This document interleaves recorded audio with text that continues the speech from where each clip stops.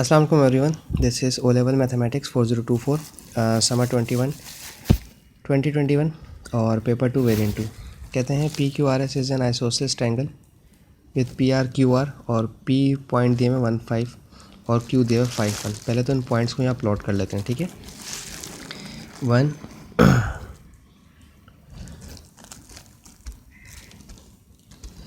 1 और 5 हमारा होगा 1 2 3 4 एंड 5, ठीक है। 1 5 हमारा यहाँ पर है, ये है पी पॉइंट है मेरा, और 1 2 3 4 एंड 5 और 5 1 हमारा यहाँ पर क्यू पॉइंट है, ठीक है। ये आ गया क्यू। प्रॉब्लम ये है, कहते हैं कि पी आर और क्यू आर बराबर होना चाहिए, ठीक है।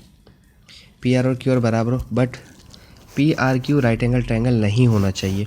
याद रहे, राइट एंगल ट्रायंगल नहीं हो, ये आइसोसेलेस ट्रायंगल है। पी से आर और क्यू से आर।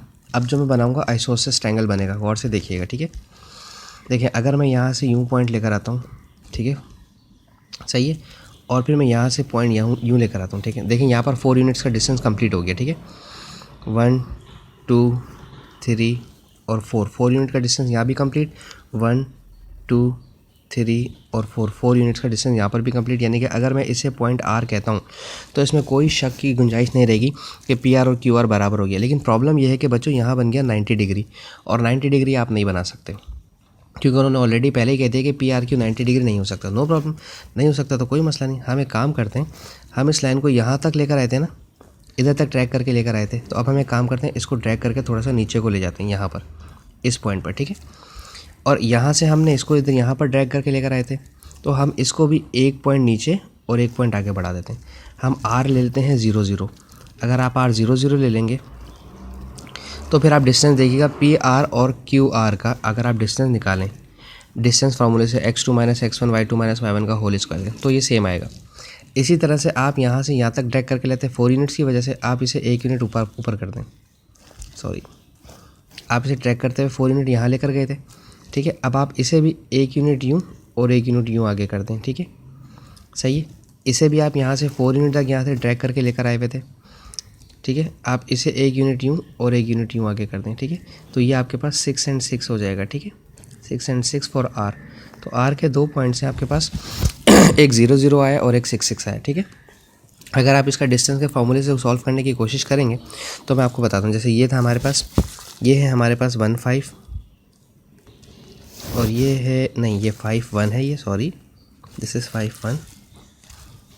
क्यू है x का 5 और y का 1, और ये है 1 और 5, ठीक है। अगर आप डिस्टेंस फार्मूला निकालते हैं, हमें पी आर और क्यू आर बराबर चाहिए, ठीक है ना। पी और आर का डिस्टेंस निकालें, 6 में से 1 गया तो 5 बचा, 5 का स्क्वायर 25 होता है, प्लस 6 में से 5 गया तो 1 बचा, 1 का स्क्वायर 1 होता है, तो ये हो गया 26, ठीक है। तो पी और आर का डिस्टेंस आपके पास 26 आया, ठीक है। अब इसके साथ ही हम देख लेते हैं क्यू और आर का डिस्टेंस, ठीक है। 5 में से 6 गया 1, तो 1 का स्क्वायर 1, प्लस 6 में से 1 गया तो 5 का स्क्वायर 25 इज इक्वल्स टू +1 26 हो गया बराबर। दोनों डिस्टेंस बराबर हो गए। यही चाहिए था ना कि आपको डिस्टेंस बराबर चाहिए। आइसोसेलेस से पी आर और क्यू आर बराबर होना चाहिए, दोनों के डिस्टेंस बराबर हो गए। अच्छा, मेरे पास इसका आया था प्रॉब्लम जब हम इसे करवा रहे थे, तो इसमें जो पीछे मार्किंग स्कीम में आपको क्वेश्चन में दिए हुए हैं, वो मार्किंग स्कीम में आपको 1 1 और 5 5 दिया हुआ है। देखें, अगर आप 1 1 और 5 5 रखते हैं ना, ठीक है, या आप यहाँ पर 0 0 भी लिख सकते हैं, ठीक है, या आप यहाँ पर 6 6 भी लिख सकते हैं, ठीक है। देखें, अगर आप 1 1 और 5 5 लेते हैं तो बेसिकली आपका आंसर राइट एंगल ट्रायंगल बन जाएगा। और हमें राइट एंगल ट्रायंगल ही नहीं बनाना। राइट एंगल ट्रायंगल बन गया तो ख़राब हो जाएगा, क्योंकि उन्होंने ऑलरेडी मेंशन किया P R Q is not a right angle triangle, ठीक है। अच्छा, अब आ जाते हैं इस क्वेश्चन पे। Here are the equations of 5 curves. देखें, इस वाली कर्व में कोई भी सी इंटरसेप्ट, यानी कि सी इंटरसेप्ट इसका 0 है। सी इंटरसेप्ट आपको पता है ना कि आपके पास एक लाइन होती है, और वो लाइन, अगर कोई भी लाइन आपकी 0 से गुजरती है तो उसका सी इंटरसेप्ट 0 हो जाता है, ठीक है। और अगर यहाँ से गुजरी तो y1 या 2 या 3 या -1 या -2 या -3, वॉटेवर जो भी कंडीशन हमारे पास होती है। बेसिकली यहाँ पर इसका सी इंटरसेप्ट 0 है, ये कहीं से भी नहीं गुजरी। तो कौन सी लाइन है जिसमें सी इंटरसेप्ट 0 है? इसमें भी सी इंटरसेप्ट है, इसमें भी सिर्फ 2 लिखा हुआ है, इसमें भी 8 लिखा हुआ है। इसमें सी इंटरसेप्ट नहीं है हमारे पास, और इसमें नहीं है, ठीक है, इन दो में नहीं है। अच्छा, अब ये चूँकि क्यूब की कंडीशन नहीं है, ये क्यूब वाली कंडीशन नहीं है, ये स्क्वायर वाली, तो डेफिनेटली हम ये लिखेंगे x² -3x, हम ये वाली कंडीशन लिखेंगे क्योंकि इसमें अगर आप दोनों जगह x की जगह 0 लिखेंगे तो ये अपना सी इंटरसेप्ट 0 से होता हुआ गुजरेगा, ठीक है। एक चीज़ कंडीशन खत्म। अब ये हमारा या तो 1 है या तो 2 है या 3 है। कोई ऐसी इक्वेशन ढूंढें, ये हो गई है, इसको काट दें। अब कोई ऐसी इक्वेशन ढूंढें और स्क्वायर की हो, ठीक है। यानी कि अभी ये भी नहीं ढूंढनी, ठीक है, ये भी नहीं लीजिएगा अब आपके पास, और ये भी नहीं लेनी, सिर्फ 2 ही ऑप्शन रह गए, या तो ये सिलेक्शन कीजिए या तो ये, ठीक है। ये ले नहीं सकते क्योंकि क्वाड्रेटिक इक्वेशन है। यहाँ देखें सी इंटरसेप्ट 2 है तो ये यकीनन 2 होगा, और ये चूँकि अपसाइड डाउन है, नेगेटिव एक्स स्क्वायर है, ये अपसाइड डाउन है, तो हम इसी को ले लेते हैं 2 माइनस एक्स स्क्वायर। जब आपका एक्स स्क्वायर नेगेटिव होता है तो आपका ऊपर से नीचे यानी कि अपसाइड मैक्सिमम पॉइंट आता है आप में, ठीक है। और एक्स स्क्वायर पॉजिटिव होता है तो मिनिमम पॉइंट आता है, यानी कि नीचे की तरफ कर्व वैसे बनता है एक्स स्क्वायर पॉजिटिव में, और नेगेटिव में कर्व वैसे बनता है उल्टा, ठीक है। अच्छा जी, ये हो गया हमारा।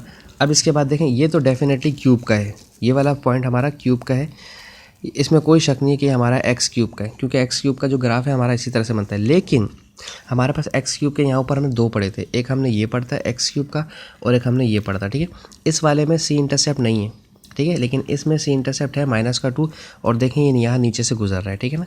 तो हम इसको लिख देंगे एक्स क्यूब -2, सही है। हमें इन पॉइंट्स की मदद से सारी चीज़ें पता चलती हैं। अच्छा, अब इसका देख लेते हैं next part. A B is the point, find the equation of the line perpendicular to A B which passes to the mid point of A B. एक लाइन है मेरे पास ए बी, ऐसे रेंडमली से बना रहा हूँ, ठीक है।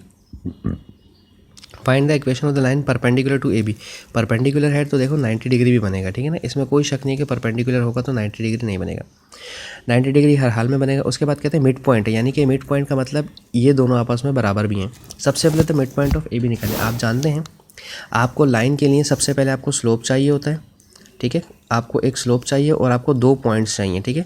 इन 2 पॉइंट्स और स्लोप की मदद से आप इक्वेशन ऑफ लाइन जनरेट कर सकते हैं। बाकी काम हम आप मुझ पर छोड़ दीजिए। सबसे पहले मैं मिड पॉइंट निकालता हूँ, जो मुझे ये वाला पॉइंट मिलेगा, ठीक है। हाँ, स्लोप भी निकाला जा सकता है। सबसे पहले मिड पॉइंट निकाला जाएगा x2 x1 plus x2 upon 2 plus y1 plus y2 upon 2, ठीक है। और चूँकि मैं a और b की वैल्यूज़ की बात कर रहा हूँ इसलिए मैं a और b की ही वैल्यूज़ लिख रहा हूँ। a की वैल्यू है -1, b की वैल्यू है 3, ठीक है। a का y1 है -5 और b का है 3, ठीक है। ये हो गया 3 + 1 2, 2 अपॉन 2 1, और ये हो जाएगा -2 अपॉन 2 -1। ये आ गया मिड पॉइंट, ठीक है, जो पॉइंट हमें चाहिए था। अब हमें चाहिए स्लोप। पहले ए बी का स्लोप निकालते हैं। ए बी का स्लोप होता है y2 - y1 x2 - x1, ठीक है। y2 - y1 upon x2 - x1, ठीक है। y2 मैं ये वाला y2 ले लेता हूँ, ठीक है, ऐसे करके यूँ, ठीक है। 3 में से 5 माइनस करेंगे, 3 - 5 मतलब -+5, ठीक है। और 3 - 1 मतलब -+1, ठीक है। 3 + 5 8, 3 + 1 4। स्लोप पॉइंट फार्मूला किसी को याद ना हो तो प्लीज़ स्लोप पॉइंट वाले इक्वेशंस को देख लें।